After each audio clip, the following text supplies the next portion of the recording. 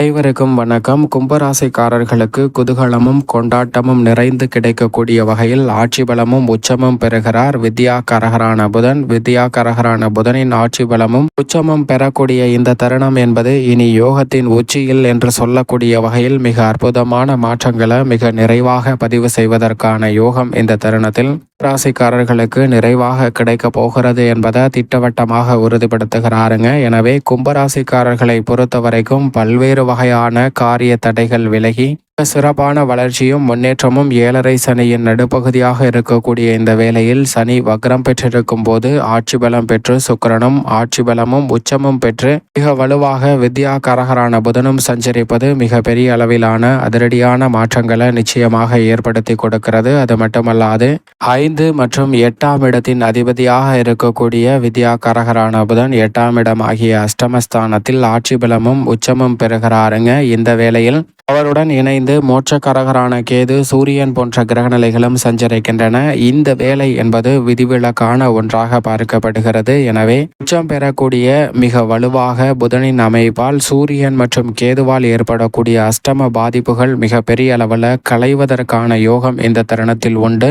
பல்வேறு வகையான இடர்பாடுகளை இந்த தருணத்தில் சந்திக்கக்கூடிய வேளையில் நிச்சயமாக அஷ்டமஸ்தானத்தில் உச்சம் பெற்றிருக்கக்கூடிய புதனின் அமைப்பு பல மாற்றங்களை ஏற்படுத்தி கொடுக்கிறது. இருந்தாலும் கூட அதிக கவனமும் விழிப்புணர்வும் கும்பராசிக்காரர்களுக்கு நிச்சயமாக தேவை என்பதுதான் யதார்த்தமான உண்மை. ஏனென்றால் இந்த வேளையில் 3 கிரகநிலைகள் அஷ்டமஸ்தானத்தை வலுவுள்ளதாக மாற்றுகிறது. எனவே அஷ்டம பாதிப்புகள் அதிகரிக்கலாம். ராசியின் அதிபதி சனி வக்ரம் பெற்றிருந்தாலும் கூட இந்த பணியை மேற்கொண்டாலும் ஒரு முறைக்கு இருமுறை சிந்தித்து செயல்பட வேண்டிய ஒரு தருணமாக பார்க்கப்படுகிறது. இழப்புகளை ஈடு செய்யக்கூடிய வகையில் புதிய காரியங்களை திட்டமிட்டாலும் சில நேரங்களில் அவை அரைகுறையாக நிற்பதற்கான சூழல் உண்டு. எனவே தனித்து செயல்படுவதை விட கூட்டு முயற்சியாகவும் மற்றவர்களின் ஆலோசனையை கேட்டு அதன்படி செயல்படும் போது இனி யோகத்தின் உச்சியில் என்று சொல்லக்கூடிய வகையில் நல்ல பல வாய்ப்புகள் உங்களை தேடி நிச்சயமாக கும்பராசிக்காரர்களுக்கு வரும். நல்ல வரன் கிடைப்பதில் சற்று காலதாமதம் ஏற்பட்டாலும் மன மகிழ்ச்சி கொள்ளக்கூடிய வகையில் நீங்கள் எதிர்பார்த்த நல்ல வரன் சிறப்பாக அமைவதற்கான யோகம் இந்த தருணத்தில் வலுவாக உண்டு. பொறுமையாக இருந்து அனைத்து காரியங்களையும் செய்து முடிக்கலாம். மாணவர்களின் கல்வியில் நிச்சயம் பாதிப்பு இல்லை. இந்த தருணத்தில் விவசாயம் கலைத்துறை சார்ந்த பணிகளில் சற்று கூடுதல் கவனத்துடன் செயல்பட வேண்டும். அரசியலில்